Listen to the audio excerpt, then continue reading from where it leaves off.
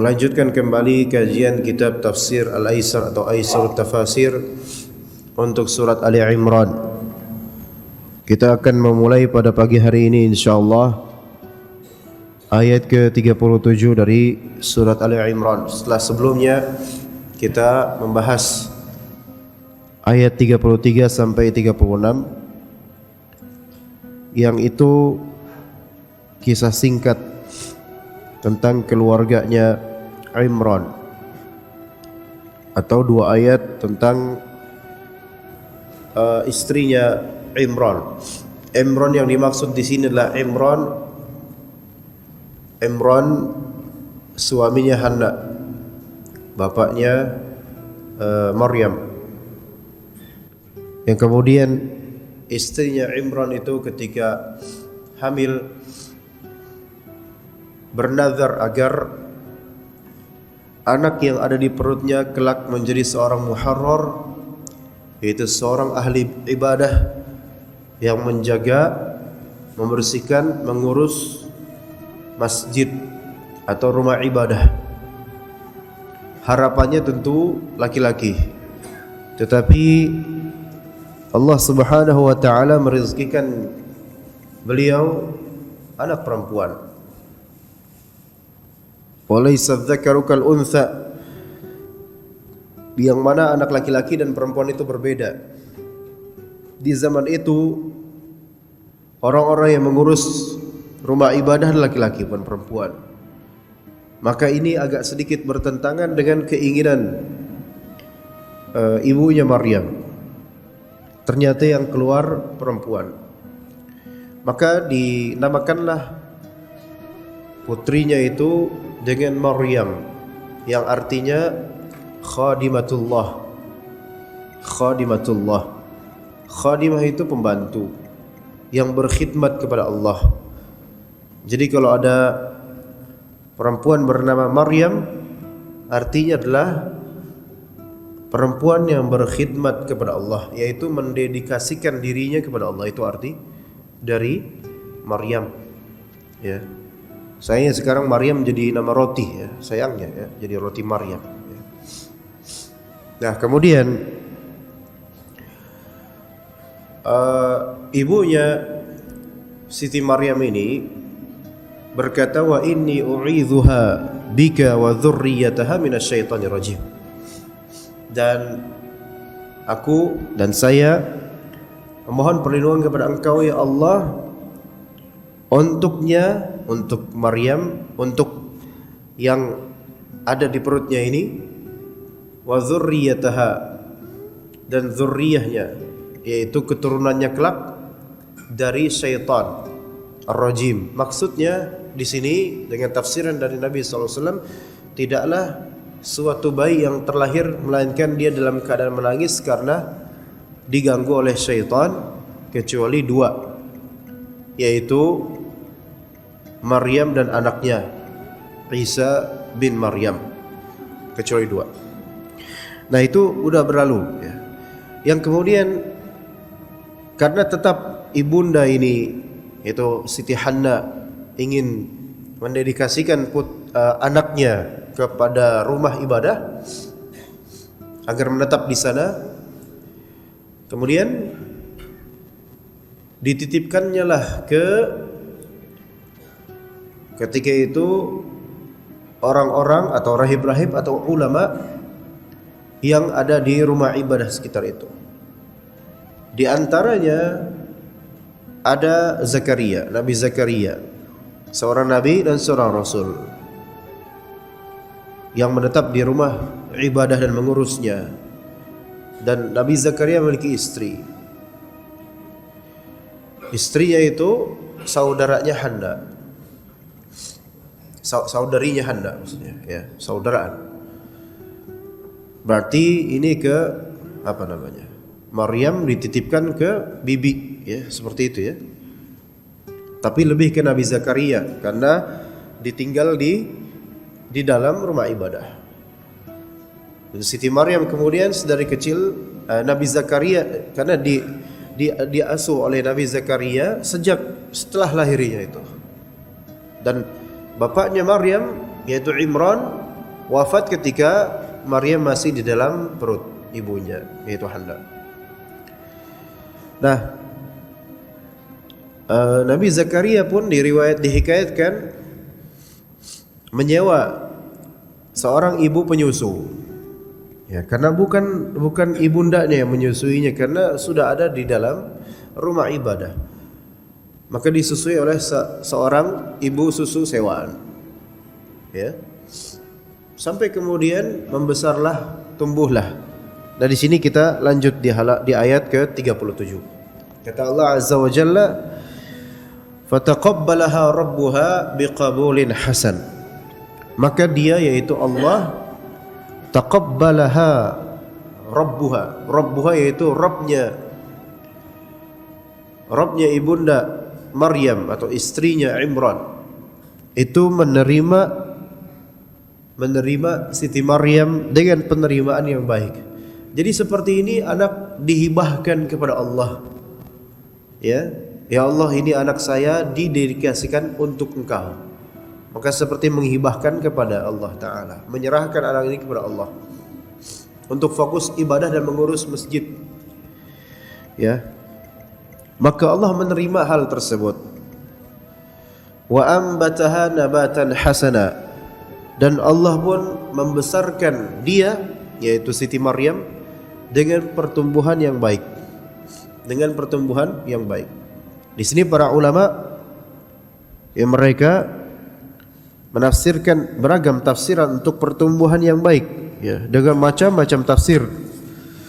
Tetapi lebih baik kita katakan pertumbuhan yang baik di sini ya memang pertumbuhan yang masya Allah, yang kelak menjadi seorang gadis yang cantik dan bagus, berakhlak dan seterusnya, dari pertumbuhan yang baik. Wa kaffalaha Zakaria, dan diserahkanlah pemeliharaannya kepada Nabi Zakaria. Jadi Nabi Zakaria itu sebelum Nabi Isa. Ya. Nanti Nabi Zakaria akan punya anak. Nanti insyaallah kita ceritakan ini, ya, kronologinya di ayat-ayat ini. Baik, ketika sudah agak membesar, kullama dakhala 'alaiha Zakaria al-mihraba wajada 'indaha rizqa. Kullama, setiap kali, dakhala 'alaiha Zakaria al-mihrab, setiap kali Nabi Zakaria alaihissalam menemui, dakhala 'alaiha. Nah, di sini dakhala 'alaiha berarti masuk menemui di al-mihrab. Nah, di sini al-mihrab kita perlu tahu apa arti mihrab. Mihrab itu ada yang mengatakan tempat tertinggi atau terbagus untuk majelis, itu mihrab. Ya. Bisa dimaknai begitu, dan bisa juga mihrab dimaknai tempat khusus yang menempel di masjid. Jadi mihrab ada dua macam. Ada mihrab dalam artian tempat yang paling mulia di majelis, yang kalau itu direfleksikan sekarang, nih lagi kajian, ini mihrab. Ini mihrab. Kalau pas khutbah Jumat, ini mihrab. Tapi kalau mihrabnya masjid, nah ini sebelah sini, ya, ini mihrab. Jadi ibaratnya Maryam itu sini. Tetapi bukan di sini, ada tangganya ke atas. Jadi seperti ke atas itu. Di kamar jadi ada ke atas, agak atas. Ini kan nggak tahu ada tangganya, belum pernah masuk ya. Tapi ada tangganya ke atas. Nah itu mihrab di atas itu. Ya, jadi mihrab itu seperti kamar yang menempel dengan masjid. Para ulama memang masalah khilafiyah, masalah apakah ini bagian dari masjid atau bukan, gitu kan, itu khilafiyah. Sebagian berpendapat ini bagian dari masjid, halaman bagian dari masjid. Ada yang berpendapat bagian dari masjid itu cuman yang di tembok ini, ya. Luar bukan bagian dari masjid lagi. Ada yang mengatakan begitu. Ala kulli hal, ya, mihrab yang dimaksud bukan mihrab ini, tapi mihrab hujrah mulasiqah bil masjid, yaitu suatu kamar yang nempel dengan masjid. Ya. Nah, Nabi Zakaria alaihissalam kerap kali mengunjungi Siti Maryam di mihrab tersebut. Jadi dari kecil itu di situ, ya, bukan perempuan yang pergaulannya sembarangan, keluar sembarangan, enggak. Memang didedikasikan di dalam rumah atau di area rumah ibadah, enggak kemana-mana. Ya, dan Allah Ta'ala menumbuhkannya dengan pertumbuhan yang bagus, dengan akhlak yang bagus, didikan Nabi Zakaria alaihissalam. Ya, ini versi Islam ya. Kalau versi Kristen, wah, masya Allah nggak tahu jadi apa itu. Ya, setiap kali Nabi Zakaria alaihissalam memasuki al-mihrab, wajada indaha rizqa, menemukan di sisi Maryam tersebut rizki, makanan yang para ulama menafsirkan makanan tersebut adalah buah musim panas kalau di musim dingin, buah musim dingin kalau di musim panas. Yang hal itu tidak bisa didapatkan kecuali impor atau jauh-jauh pergi ke pasar. Sementara Maryam enggak kemana-mana. Jadi selalu available itu makanan di mihrabnya Maryam. Dan enggak mungkin Maryam ini bertransaksi dengan orang luar. Enggak mungkin, dulu enggak ada ya marketplace, ya nggak mungkin, ya nggak ada delivery, ya kok bisa ada ini? Makanya bertanyalah Nabi Zakaria, qala ya Maryamu anna laki hadha, maka bertanyalah Nabi Zakaria, wahai Maryam, dari arah mana kau dapat ini? Anna laki hadha, dari mana ini engkau peroleh? Apa kata Maryam dengan keimanannya? Qalat huwa min indillah, dia, yaitu makanan ini min indillah, dari sisi Allah, yaitu dari Allah Azza wa Jalla, rizki dari Allah. Ya, di sini lihat, ini yang disebut karamah. Karamah yaitu suatu pemuliaan dari Allah terhadap hamba karena istiqamah. Ya. Jadi karamah itu adalah ganjaran dari Allah dunia dan juga nanti akhirat. Yang mana karamah ini kadang-kadang sesuatu yang bersifat khariqun lil 'adah, yaitu luar biasa.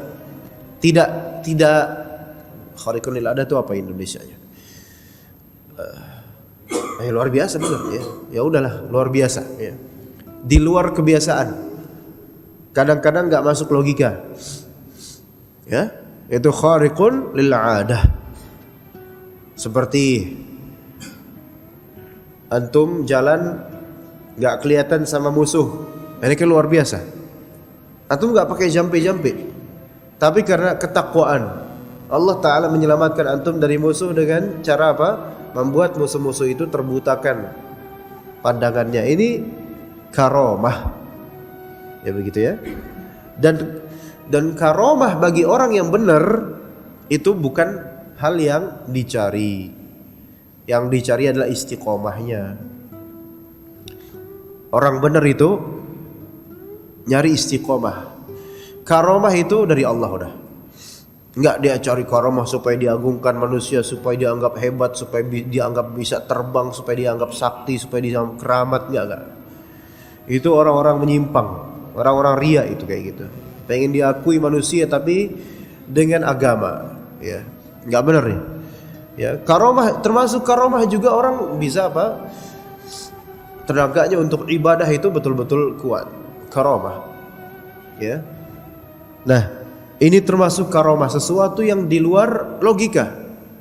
Kok bisa ada makanan tiba-tiba? Wahai Maryam, kamu kan nggak transaksi sama siapa-siapa. Maka ditanya, anna laki hadza, dari mana kamu dapat ini? Maka Maryam berkata, qalat huwa min indillah, ini dari Allah. Innallaha yarzuqu man yasha'u bighairi hisab. Sesungguhnya Allah Ta'ala memberi rizki kepada siapapun yang Dia kehendaki tanpa perhitungan. Ini beragam penafsiran bisa dimai tanpa perhitungan, yaitu Allah Ta'ala memberi rizki pada siapapun walaupun orang itu enggak memberikan apa-apa kepada Allah. Iya, bisa. Atau Allah Ta'ala memberi rizki itu terserah Allah sebanyak apapun. Antum nggak bisa mengisolir rizki Allah gitu loh, atau membatasi rizkinya Allah, nggak bisa. Iya, membatasi rizki Allah untuk orang tertentu nggak bisa kita, nggak bisa. Allah yang menentukan, nggak ada yang bisa menghisap rizki Allah Ta'ala. Atau dimaknai, tak satupun orang bisa menghitung atau menghimpun rizki. Wa in ta'uddu ni'matallahi la tuhsuha. Jika kalian berusaha untuk menghitung nikmat dari Allah, kalian tidak bisa menghimpunnya. Jadi itu beragam pemaknaan. Itu bisa maksudnya adalah mungkin Allah Ta'ala merezekikan orang-orang tanpa perhitungan apapun, yaitu Allah tidak menunggu orang-orang memberi sesuatu kepada Allah. Enggak, Allah rezekikan aja, terserah Allah. Lihat orang-orang yang kafir kepada Allah, enggak ngasih apa-apa kepada Allah, Allah rezekikan mereka. Bahkan kita aja udah ngasih apa, kita enggak ngasih apa-apa. Apa yang kita kasih ke Allah? Kalau kita nyembelih hewan kurban pun, itu yang kita kasih ke fakir miskin. Mau kita kasih ke Allah gimana? Allah Ta'ala tidak membutuhkan daging dan darah itu. Tidak akan sampai daging dan darah itu kepada Allah, tetapi yang sampai adalah amalan ketakwaannya. Nah itu. Dan itu pun bukan pemberian kita kepada Allah, melainkan itu untuk akhirat kita juga ujung-ujungnya. Ya. Atau dimaknai bahwasanya ini rizki Allah Ta'ala merezekikan, tidak ada seorang pun yang bisa membatasi rizki Allah Ta'ala untuk orang lain. Ya, dan seterusnya dari pemaknaan. Dan memang namanya rizki itu nggak bisa dibatasi, terserah Allah. Nggak bisa rizki itu dia batasi oleh kita, nggak bisa. Seseorang mau lari dari rizkinya, selama dia masih hidup, rizkinya akan mendatanginya. Mau kemana kayak dia, mau lari kabur kemana, mau tenggelam di dalam lautan kemudian memasukkan dirinya ke dalam perut ikan besar pun, kalau Allah tidak mematikannya, berarti rizkinya masih berlangsung untuknya. Rizkinya yang lari mengejarnya. Entah apa itu rizki, makanan, nafas, dan seterusnya, kesehatan, dan seterusnya. Taib. Lihat di sini akidah ya. Innallaha yarzuqu man yasha'u bighairi hisab. Akidah di antara akidah Islam.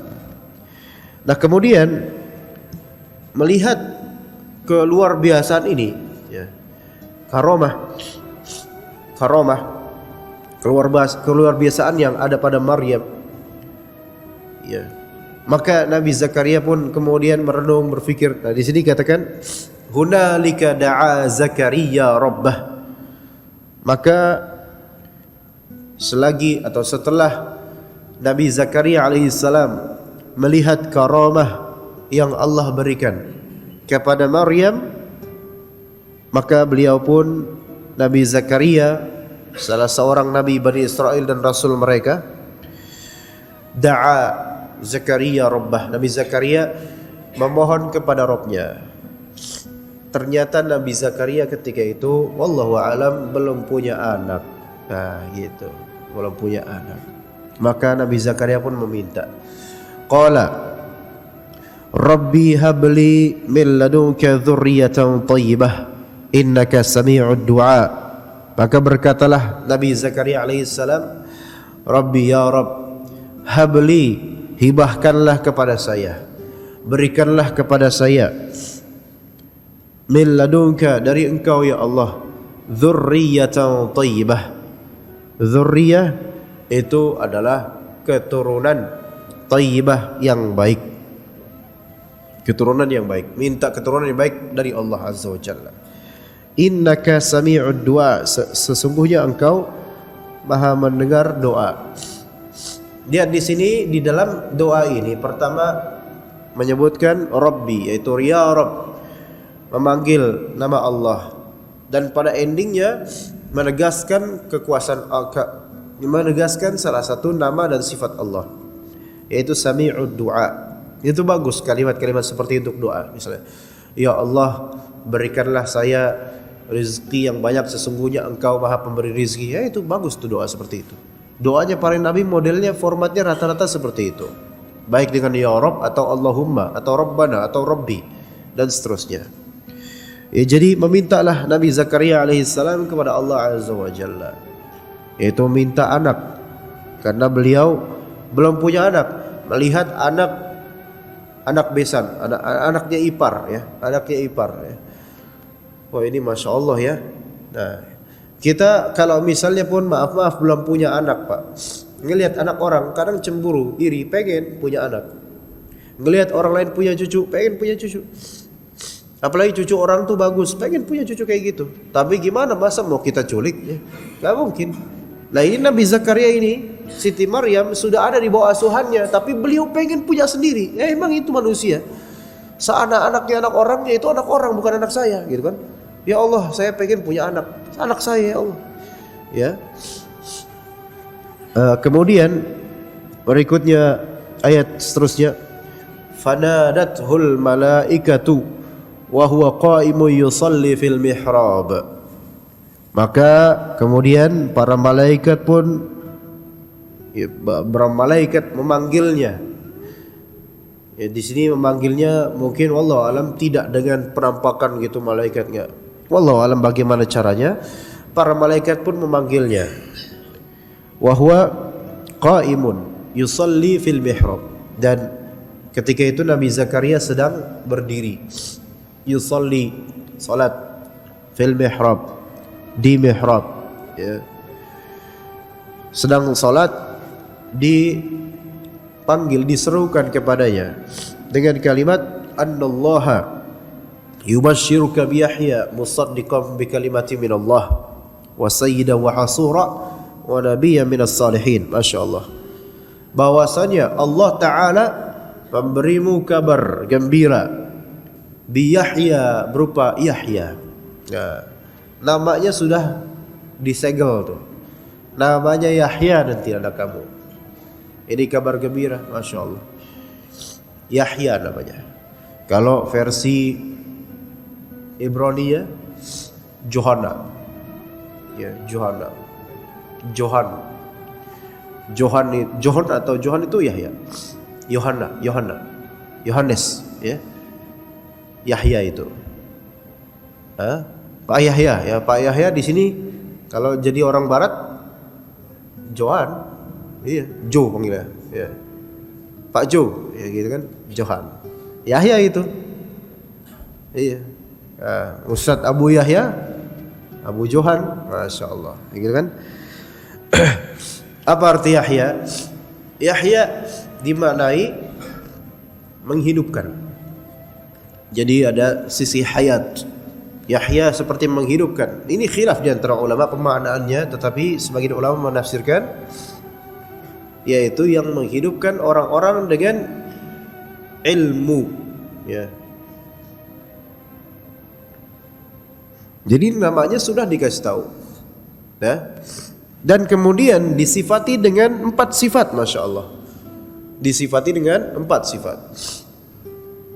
Biyahya musaddiqa sayyida hasura nabiyya. 4. Kita rinci nih, kita jabarkan satu persatu. Pertama, sifat pertama musaddiqan bi kalimatin minallah. Ini dulu nih, pahami baik-baik. Musaddiq, ya. Bukan musaddiq yang dulu masuk TV, bukan, ya. Musaddiq, saddaqa yusaddiqu, itu kan artinya membenarkan, ya, menyelaraskan, menyetujui, membenarkan. Selaras dengan apa? Bi kalimatin minallah, dengan sebuah kalimat, kalau di terjemahan di Depak ya Pak, sebuah kalimat atau firman dari Allah, yang membenarkan sebuah kalimat atau firman dari Allah. Ini Allahu a'lam sebenarnya bukan itu maksudnya, ya. Jadi terjemahan yang umum kita pakai itu bi kalimatin minallah, itu artinya adalah musaddiqan bi kalimatin minallah, artinya adalah membenarkan kalimat Allah, wahyu Allah. Sebenarnya arti bi kalimatin minallah di sini adalah kalimatin minallah adalah Isa, yang disebut oleh sebagian orang Jesus, Iya. Gitu. Jadi kalimat minallah ini Nabi Isa alaihi salam. Kenapa begitu? Karena Nabi Isa alaihi salam diciptakan tanpa bapak dan diciptakan dengan perkataan Allah, dengan kalimat Allah kun. Maka jadilah ada Nabi Isa di perutnya Siti Maryam. Makanya kalimatullah itu kadang ditafsirkan sebagai Isa alaihissalam. Isa kalimatullah. Iya. Nah, Nabi Yahya ini nanti akan terlahir dan kelak Nabi Isa juga terlahir dan keduanya adalah nabi yang tidak bertabrakan ajarannya. Ya, membenarkan ajaran Nabi Isa. Ya, tentu Nabi Isa lebih masyhur, lebih besar. Ya. Nah, begitu ya. Jadi musaddiqan bi kalimatin minallah, yaitu membenarkan ucapan kalimat dari Allah, yaitu ucapan Nabi Isa alaihissalam kelak. Ya. Nah, itu satu. Sifat satunya, salah satu sifat Nabi Yahya. Sifat pertama musaddiqan bi kalimatin minallah. Itu yang pertama. Kemudian yang kedua, wasayyida, akan menjadi seorang sayyid. Apa itu sayyid, Pak? Ada Pak Sayyid gak di sini, Pak? Sayyid. Sayyid itu kalau bahasa kita tuan. Ya. Misalnya orang Mesir kan bilang, ya kayak sekarang ada sayyidun, ada sayyidatun, ada sayyid, ada sayyidah. Ya. Biasanya kalau misalnya tuanku berarti sayyidi. Kalau tuanku tapi maksudnya perempuan, sayyidati. Orang Arab meringkasnya menjadi sidi atau siti. Nah, jadi siti itu sayyidati, Pak. Ya. Ada di sini ibu-ibu namanya Siti apalah kita. Siti Jamilah. Itu aslinya sayyidati, Pak. Ya. Begitu. Siti Jamilah, Siti Khofsah, Siti ya apa Siti apalah terserah ya. Dan ibunda kita semua kita panggil rata-rata bisa Siti Aisyah. Apa arti Siti Aisyah? Mungkin selama ini nggak tahu mungkin ya. Karena kebiasaan Siti. Ya. Citylink ya, bukan Siti. Nah, itu aslinya sayyidati. Aslinya sayyidati. Kalau antum ke Mesir, Pak, bacanya gitu, Siti. Siti. Kalau laki-laki Sidi. Kayak kadang-kadang ada selawatan Sidi Muhammad, ya kan? Sayyidi Muhammad. Ya. Sayyidi Muhammad. Itu artinya seperti itu, ya. Nah, wasayyida, seorang sayyid. Apa arti sayyid? Ya tuan. Maksudnya tuan apa? Seorang tuan yang semua kalimat orang-orang kembali kepadanya. Maksudnya adalah keputusan orang-orang itu merujuk kepadanya. Itu sayyid baru tuh. Kayak di kampung Pak Yahinya gitu. Ya. Dulu kan ada iklan batuk-batuk malam-malam ke rumah Pak Ustadz, ke rumah Pak Haji ya. Ya. Nah, itu tuh sayyid itu. Kenapa? Orang jangankan nanya agama, batuk aja nyari obat sama Pak Ustadz. Nah, ini sayyid ini. Yaitu tuannya di kampung itu. Ya, itu arti sayyid. Ya. Tokoh ya gitu. Orang hebat gitu. Maaf Pak, saya agak enggak enak ya. Jadi pertama dari segi akidah sesuai dengan akidahnya Nabi Isa alaihissalam. Ya, tidak ada pertentangan. Ini menunjukkan bahwasanya akidah seluruh nabi dan rasul sama. Nah, kemudian dan kedua dari segi ketokohan Nabi Yahya punya sisi ketokohan kelak, ya. Itu dulu sudah dilampirkan oleh para malaikat, dikabarkan seperti itu. Ketokohan anakmu nanti. Tokoh beliau. Ya. Sayyida wa hasura. Nah, hasur inilah yang ada khilaf. Maknanya apa makna hasur? Makna hasr asalnya itu membatasi. Hasr makna asalnya membatasi, ya. Hasr makna asalnya itu membatasi. Nah, maksudnya membatasi apa di sini? Hasur sangat membatasi. Lah ini maksudnya apa? Ya, para ulama berbeda pendapat, tapi jumhur berpendapat begini, Pak. Jumhur berpendapat begini. Maknanya hasur untuk Nabi Yahya, la raghbata lahu lin nisa liqillati ma'ihi. Maaf kalau agak sedikit vulgar. Yaitu tidak ada keinginan ke perempuan karena sedikit airnya. Mohon maaf. Ini tafsiran sebagian ulama. Pertama, jumhur.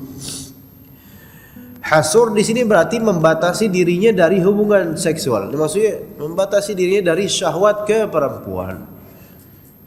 Karena memang Allah ciptakan qadar Allah seperti itu. Ya, sehingga terjaga dari pikiran-pikiran dan hanya fokus beribadah. Begitu. Ya. Artinya di sini wallahu alam bukan bermaksud menyengaja untuk mengisolir diri dari perempuan, bukan, tapi memang wallahu alam karena Allah takdirkan ya seperti itu gitulah ya, nggak bisa kita ini karena Nabi ya, jadi nggak enak ngomongnya. Nah, ada juga tafsiran yang kedua jemaah sekalian. Kalau tadi tafsiran jumhur ulama tadi itu, ya, yang kedua maksudnya di sini bukan, nggak ada kaitannya dengan hubungan seksual atau apa, enggak. Tapi hasur artinya membatasi diri, mengisoliri hanya untuk beribadah kepada Allah Ta'ala. Ada yang mengatakan seperti itu. Tafsiran kedua, ya. Ala kulli hal, penafsiran pertama yaitu beliau tidak Allah Ta'ala berikan keinginan menggebu terhadap perempuan karena masalah itu tidak menjadikan ya kerahiban, kependetaan Christianity itu terlegalisir, enggak. Itu tetap ilegal dalam agama. Biarawan, biarawati, enggak nikah, ya. Itu tetap dilarang. Itu tetaplah kebid'ahan. Karena Nabi Yahya alaihissalam di sini wallahu alam tidak menyengaja untuk hal tersebut. Kalau kita ikut tafsiran pertama, ya. Begitu. Wallahu alam. Ala kulli hal di sini yang pasti Nabi Yahya alaihissalam diplotkan akan fokus ibadah atau berdakwah, ya. Tidak untuk mengurus dunia dan semisalnya. Maka udah 3 tadi sifat. Pertama, musaddiqan bi kalimati minallah, menyetujui apa yang dibawa oleh Nabi Isa kelak. Kedua, menjadi seorang sayyid, tokoh.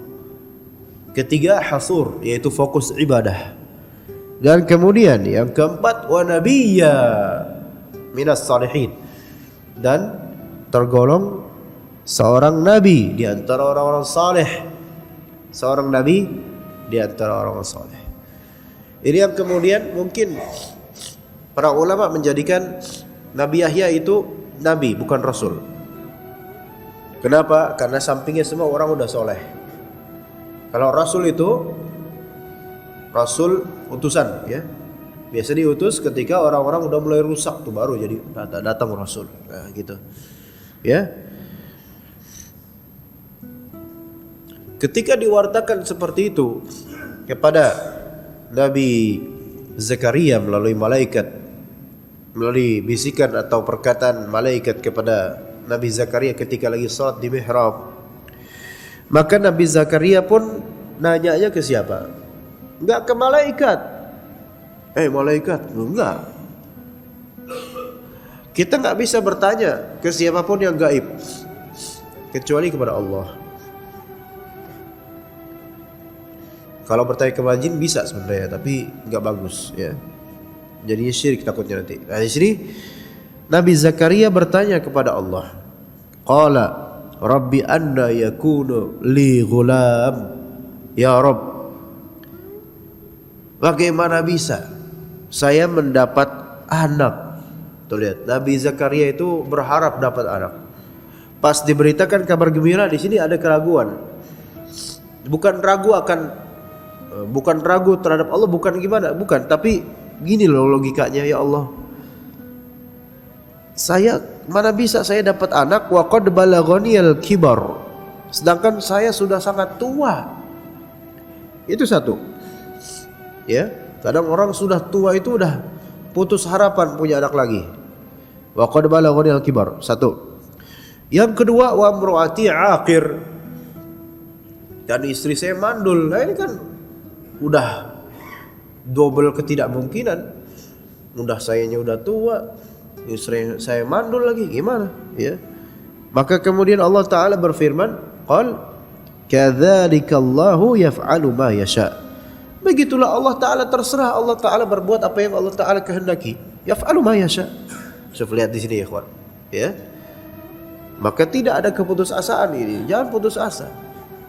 Mintalah sama Allah. Allah Ta'ala kabarkan, Allah Ta'ala kabulkan. Maka alhamdulillah. Mau gak masuk akal, ya tetap aja Allah Ta'ala takdirkan, terserah Allah Ta'ala. Ya. Maka Nabi Zakaria, karena ini kata para ulama, ketika malaikat mengabarkan hal tersebut, kabar tersebut kepada Nabi Zakaria ketika lagi sholat di mihrab, syaitan pun mendatangi Nabi Zakaria dan membisiki Nabi Zakaria alaihissalam. Itu yang benar, kalau memang Allah Ta'ala akan memberikan kamu itu anak, maka pastilah Allah Ta'ala akan memberikan wahyu kepadamu. Tapi masa mendapatkan bisikan doang dari malaikat? Enggak, itu bohong, itu enggak ada.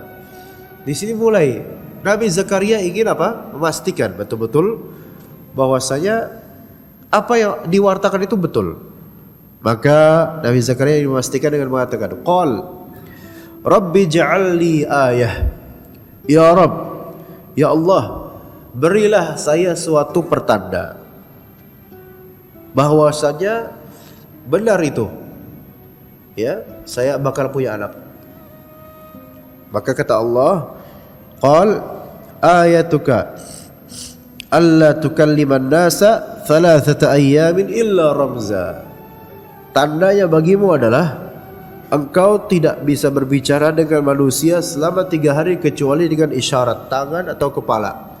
Angguk, geleng, tangan, ya gitu dong. Lihat ya. Ya. Itu tandanya. Tandanya adalah engkau tidak dapat berbicara dengan manusia selama 3 hari kecuali dengan gelengan kepala, anggukan tangan, isyarat aja. Nah, maka kata Allah, wadhkur rabbaka katsira. Nanti kalau kamu sudah mendapatkan kenyataan tanda itu, ternyata 3 hari gak bisa ngomong, maka banyak-banyaklah bertasbih kepada, banyak-banyaklah mengingat Allah.